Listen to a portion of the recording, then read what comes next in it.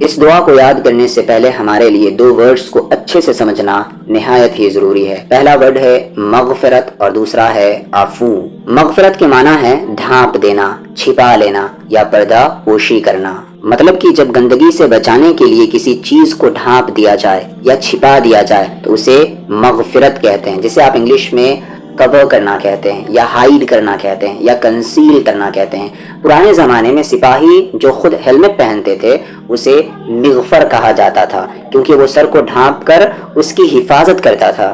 جب اللہ کسی بندے کی مغفرت فرماتا ہے تو اس کا مطلب ہے کہ اللہ اس کے گناہ پر پردہ ڈال دیتا ہے، اسے لوگوں کی نظروں سے چھپا دیتا ہے تاکہ قیامت کے دن بندہ رسوا نہ ہو۔ مغفرت میں گناہ معاف تو ہو جاتا ہے، یعنی اس پر سزا نہیں ہوتی، لیکن وہ بندے کے نام اعمال میں موجود رہتا ہے، بس اسے ڈھانپ دیا جاتا ہے۔ اللہ کا ایک نام غفور ہے جو کہ فعول کے وزن پر ہے، یعنی کہ بے انتہا، دل کھول کر بخشنے والا، معاف کرنے والا، جیسا کہ سورہ بقرہ آیت نمبر 173 میں ہے، ان اللہ غفور الرحیم، بے شک اللہ بے انتہا بخشنے والا ہے، ہر حال میں رحم کرنے والا ہے۔ وہی دوسری طرف عفون کا معنی ہے مٹا دینا، محو کر دینا، نام و نشان تک ختم کر دینا، جسے انگلش میں آپ ٹو اریز یا ٹو وائپ اوے کہتے ہیں۔ جب کسی چیز کو کمپلیٹلی وائپ آؤٹ کر دیا جائے تو اسے عفو کہتے ہیں۔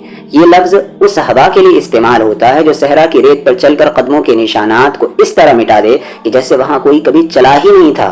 عفون بھی فعول کے وزن پر ہے، جس کا مطلب ہے بے انتہا معاف کرنے والا، لیکن غفور اور عفون دونوں میں فرق ہے۔ عفو مغفرت سے بھی بلند درجہ ہے۔ جب اللہ کسی گناہ پر عفو فرماتا ہے تو اسے نامہ اعمال سے مکمل طور پر مٹا دیتا ہے۔ قیامت کے دن جب بندہ اپنا نامہ اعمال دیکھے گا تو وہ گناہ وہاں ملے گا ہی نہیں، یہاں تک کہ گناہ لکھنے والے فرشتوں کے حافظے سے بھی اسے مٹا دیا جاتا ہے۔ یہ ایسا ہے جیسے وہ گناہ کبھی ہوا ہی نہیں تھا۔ لیکن وہیں دوسری طرف مغفرت میں گناہ ریکارڈ میں رہتے ہیں، لیکن اللہ اس پر پردہ ڈال چکا ہوتا ہے۔ اللہم انکا عفون، اے میرے اللہ آپ ہی وہ ہیں جو میرے تمام گناہوں کو مٹانے پر قادر ہیں۔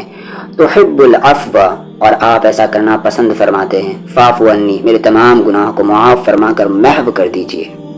آج میں آپ کو ایک قیمتی مشورہ دینا چاہتا ہوں، جب بھی آپ دعا کے لیے ہاتھ اٹھائیں تو گنتی مت کریں، گھڑی مت دیکھیں، بلکہ یہ دیکھیں کہ آپ کا دل کہاں ہے، آپ کی روح کس عالم میں۔ یاد رکھیے دعا کا حسن اس کی مقدار میں نہیں، اس کے معیار میں پوشیدہ ہے۔